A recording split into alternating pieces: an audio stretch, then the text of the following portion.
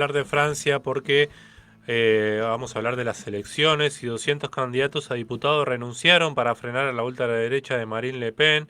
Esta decisión está en sintonía con el llamado del presidente de Francia, Emmanuel Macron, de armar una amplia alianza claramente demócrata y republicana. Para eso tenemos a nuestro compañero internacionalista y docente de la UNTREF, Demetrio Boyan. Buen día, Demetrio, ¿cómo estás? Buenos días, Federico, buenos días, Janet, y buenos días a toda la gente que nos está escuchando. Justamente, Demetrio, ¿cuáles son las opciones viables para Francia en este momento electoral, no?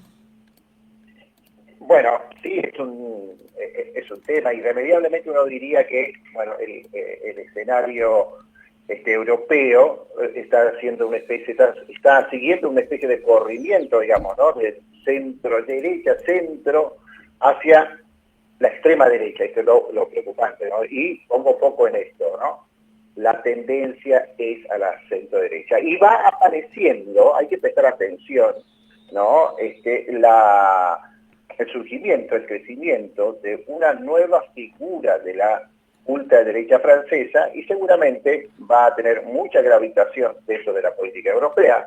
Estamos hablando de Jordan Bardella, ¿no? Una nueva figura, ¿no? Acuérdense, si no un poco sigue lo que había ocurrido en Francia allá en la década 90, 2000, ¿no?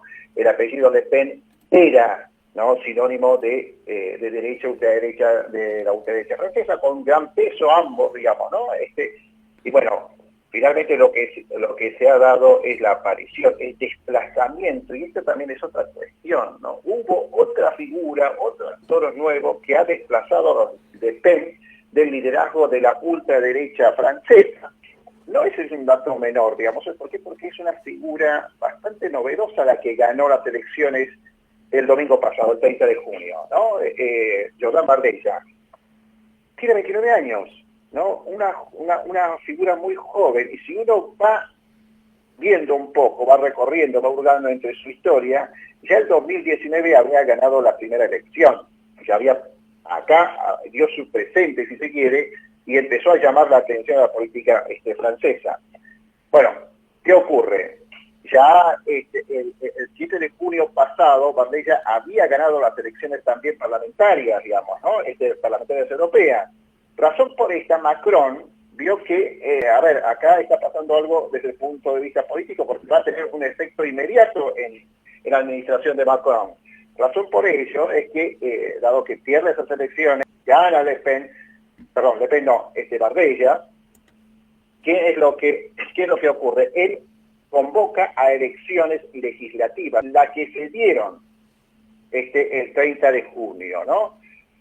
El tema es que Macron no está acertando, porque también en esta, ¿no?, el crecimiento de esta agrupación que se llama reagrupamiento nacional, digamos, ¿no?, de la extrema derecha, bueno, consigue el 31% de los votos, digamos, o sea, hay un crecimiento enorme, y este crecimiento se traduce en un éxito de la aparición de esta figura. Jordan Bardella, hay que anotarlo, digamos, ¿no? Sub-30, figura nueva que desplazó de la jefatura del partido a Le Pen, ¿no? Esta es una cuestión. Y después otra de las cuestiones que hay que tomar en cuenta es un poco la característica desde el punto de vista político, si se quiere, de esta nueva figura. Uno diría que casi previsiblemente, ¿no?, antimigratoria, seguramente una postura antimigratoria, y son antiglobalistas. Es otro de los temas, digamos, ¿no? Son antiglobalistas. Esto implica que tiene una mirada distante, si se quiere, respecto de estas iniciativas de seguir dándole dinamismo a la comunidad europea. Ellos no lo quieren, ¿no? Y acá hay una lectura también, si se quiere, más amplia, donde uno va diciendo, a ver, en este escenario mundial, en este escenario, si se quiere, europeo, ¿no?, cómo ha cambiado bastante respecto de lo que era hace 15, 20 años, ¿no? Hace 15, 20 años uno decía, bueno, la comunidad europea viene, el europeo está decidiendo esto de ir juntos, ¿no?, de tratar de generar un gran Estado y todo lo demás. Y sin embargo, a la luz de los nuevos resultados, uno va viendo que el votante, el pueblo, la nación, el ciudadano común, el de a pie, no está tan de acuerdo con esta visión globalista, ¿no? Es como que se está empezando a ver esto de que veamos hacia adentro, qué pasa hacia adentro, primero nosotros y después vemos el resto, digamos, ¿no? Es algo que trajo Trump. Ojo, hay que tener en cuenta esto, es algo que trajo Trump, y Bardella ya va siguiendo esta cuestión. Hay que prestar mucha atención a esta nueva figura, ¿sí? Así que bueno, por lo pronto, Macron, a raíz de estos resultados, volvió a convocar a otras elecciones, a elecciones municipales, para ver, o sea, él sabe que en el tiempo corto, si finalmente se da una especie de continuidad el 7 de julio, que es la segunda vuelta de las elecciones, vuelve a repetirse este resultado, él va a tener un gran problema en la Asamblea Nacional. Va a haber una especie de triple empate, y donde esto implica un escenario donde se va a tener que consensuar. Y los escenarios de consenso en la política, ¿no? Es un tema, digamos, ¿no? Es casi sinónimo de ingobernabilidad, y esto puede llegar a acarrear que, bueno, a ver, estoy anticipando, ¿no? Esto puede o no llegar a pasar, pero si los resultados son bastante abultados y a favor de la extrema derecha francesa, puede llegar a convocar a elecciones generales, ¿no? En un tiempo muy corto Macron. Así que bueno, es un escenario bastante preocupante, un escenario donde se ve este corrimiento, digamos, ¿no? Obviamente que Macron está intentando, ¿no? Formar una especie de coalición como para parar esta iniciativa, ¿no? Pero bueno, hay que tener en cuenta esta otra cuestión, la aparición de esta nueva figura. Y las nuevas figuras en las elecciones dan resultados positivos para la agrupación que de alguna manera lo promociona. Y esto viene siendo una especie de riesgo, si se quiere, para todos. Pero bueno, el escenario en Francia va siendo bastante complicado desde el punto de vista político. No solamente es Europa, hay que tener en cuenta que en los Países Bajos también el nuevo gobierno tiene una alianza con la extrema derecha. Hay que prestar atención de este corrimiento que se está dando en Europa, ¿no? Demetrio, ¿cuál es la relación diplomática que tiene Francia con Argentina el día de hoy, y si esto puede cambiar con el resultado electoral? A ver, la relación es normal, vamos a decir que es de las más correctas, ¿no? En el caso que se diera, ponerle, una especie de resultado positivo el 7 de julio, que no es muy lejos, digamos, ¿no? Si diera un resultado positivo, habría un congreso francés con gran peso, si se quiere, de la extrema derecha. Y si es que Macron vuelve a convocar a elecciones presidenciales y en esa gana Bardella, nos estaríamos diciendo que, bueno, hay una figura de extrema derecha que estaría gobernando Francia. En ese escenario posible, yo creo que habría una especie de relación mucho más fluida, si se quiere, con el gobierno actual, con el gobierno argentino, digamos, ¿no? Pero bueno, hoy por hoy las relaciones entre Macron y Milei son vamos a decir, de las más correctas, digamos, más percibido porque está dentro de lo institucional. Y hay que tener en cuenta que a Milei mucho no le interesa, digamos, no tiene tanto foco en la relación con Francia, ¿no? Él tiene bien claro su eje, es primero Israel, después Estados Unidos.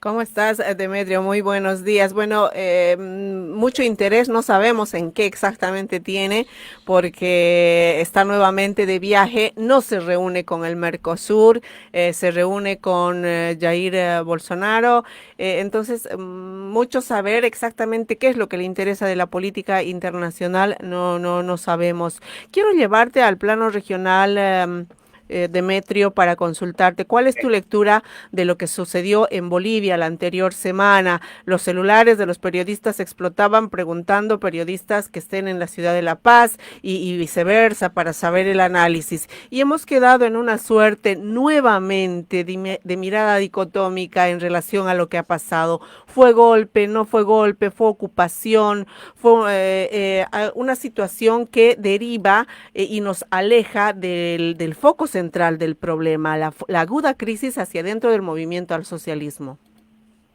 Bien. Ok, bueno, vamos a ir por partes. Primero, esta parte introductoria que hiciste, que me pareció interesante, y voy a tocar un poco ese tema respecto de Milei, qué pasa con la política internacional. Hoy, Milei, a la luz de los resultados, si uno va viendo cómo se mueve Milei, ¿no? Cómo trata se quiere potenciar algunas figuras de la extrema derecha, si se quiere, continental, estamos hablando de acá, de nuestra región, ¿no? Este acercamiento que va teniendo con Abascal, allá en España, ¿no? Uno diría, bueno, Milei no se mueve dentro de los canales de lo estándar, ¿no? De presidente a presidente. No, eso es cierto, hay que reconocer que eso no es cierto, pero sí está haciendo política a nivel internacional. Creo yo que él ha asumido una especie de legado, ¿no? De tratar de potenciar iniciativas que vayan en el mismo sentido que él está yendo. Y en este caso, por ejemplo, va en el mismo sentido esta nueva figura de Jordán Baradel. Ojo con este tema, ¿eh? O sea, está siendo bastante activo Milei en la política internacional. ¿Por qué? Porque intenta promocionar iniciativas políticas bastante similares a la de él. A ver, uno podría decir, bueno, ¿qué es lo similar? Bueno, si querés, dejemos lo similar. Podemos decir contrarias a lo que se considera como las iniciativas socialistas, progresistas, o como se la quiera llamar, digamos, ¿no? Capaz más en contra de ello que lo similar, pero sí se está mostrando muy activo Milei en lo que se llama la política internacional. Ahora, ¿cuánto peso tiene? Ese es otro tema, digamos, ¿no? Pero sí vamos dando cuenta de esto, digamos, ¿no? Se va reuniendo con otras figuras que, por ejemplo, no son presidentes, digamos, y uno diría, wow, qué loco, ¿no? Cuando debería ser al revés, porque se supone que en este sistema en el que estamos, la relación de presidente a presidente es lo que realmente importa. Pero aparentemente esto a Milei no le gusta demasiado, pero sí tiene mucha acción. Bueno, pasando al otro tema, Janet, el tema de Bolivia, sí, bueno, a todos nos ha sorprendido, es cierto ese tema. Han sido 5 o 6 horas, digamos, muy dinámicas, por decir de alguna manera, pero bueno, y una cosa es la impresión que uno tenía, y al igual que la mayoría, yo también estuve en esta cuestión de tratar de buscar alguna fuente que uno tiene allá en Bolivia, pero bueno, uno va recogiendo algunas impresiones, si se quiere, porque no fue muy sencillo, fue todo muy sorpresivo, pero bueno, a la luz de los resultados uno podría decir que sí, ha sido un golpe fallido, ¿no? Más allá de esta cuestión del autogolpe o no, que también da para otro análisis, lo cierto es que se está jugando con la institucionalidad. Esto es muy grave, digamos, ¿no? Esto es lo grave. Porque en el fondo la discusión no debería ser si ha sido un autogolpe, ¿no? O un intento fallido. Lo cierto es, acá hay una cuestión, hay que ponderar el hecho. El hecho pasó, el acontecimiento estuvo presente y hay que tratar de ponderar esa cuestión. Y eso, el hecho en sí mismo, es altamente riesgoso. Es altamente riesgoso. Uno cuando estaba viendo ese diálogo, ¿no? Esa llamada de atención, si se quiere, del presidente, en este caso Arce, hacia Zúñiga, uno diría, bueno, estamos volviendo a la década del 70, ¿qué pasó, digamos, no? O sea, ¿qué pasó esta cantidad de años y estamos volviendo a recrear determinado tipo de actitudes, digamos? Sí. Pero bueno, inmediatamente, casi en forma paralela, estaban las voces, como por ejemplo del senador Loza del MAS, ¿no? Del ala evista, si se quiere, que tenía curiosamente esta postura, la postura de que era un autogolpe, tenía que ver con la debilidad del presidente, necesitaba fortalecer y todo lo demás, ¿no? Hay que tener en cuenta que el escenario político boliviano es bastante particular, ¿no? Sí. No es de hace algunos años atrás donde gozaba de una buena economía y todo lo demás, ¿no? Había tranquilidad política, económica y social. Ponele, ¿no? Hoy el escenario es totalmente distinto, pero bueno, el hecho es que hay que tratarse de enfocar en que más allá de aquellos factores que han conducido a lo que ocurrió el miércoles pasado, lo cierto es que no se tiene que llegar a eso porque se está jugando con una institucionalidad que uno puede decir, la institucionalidad boliviana, ¿no? Uno puede llegar a darle, si se quiere, ¿no? un grado, decir que es buena, muy buena, no importa. Sí, Demetrio. Lo cierto es que los últimos años ha tenido una especie de estilo, si se quiere, la institucionalidad boliviana, ¿no? El tema es que la fotografía del miércoles pasado muestra un retroceso. Y eso, creo yo, es una de las cosas más importantes. Y como para ir, digamos, de cara al futuro, ¿no? ir viendo cómo se tiene que hacer para tratar de evitar estos escenarios, creo yo, la pugna interna que hay hacia dentro del MAS hoy por hoy viene siendo uno de los datos a trabajar, ¿no? Yo creo que sí, tanto Demetrio. Evo Morales como Arce tienen que cortar con esta cuestión. Sí, te escucho. Demetrio, precisamente al respecto, me ponía a pensar que todavía Evo Morales viene pagando una factura, muy alto precio político en relación a lo que fue en su momento su repostulación y aquel referéndum que luego derivó en todo lo que ya conocemos del 2019, etcétera, etcétera. Una herida que todavía hay una situación, un conflicto que todavía no ha sido saldado principalmente por las víctimas. Pero por otra parte, haciendo todos los análisis en relación incluso a lo último que dijo Peña Lilo, que está declarado en la clandestinidad, que dijo no fue un golpe, fue una toma de la plaza, también le puede significar un alto costo político a Arce, por esto que tú acabas de aclarar en reiteradas oportunidades.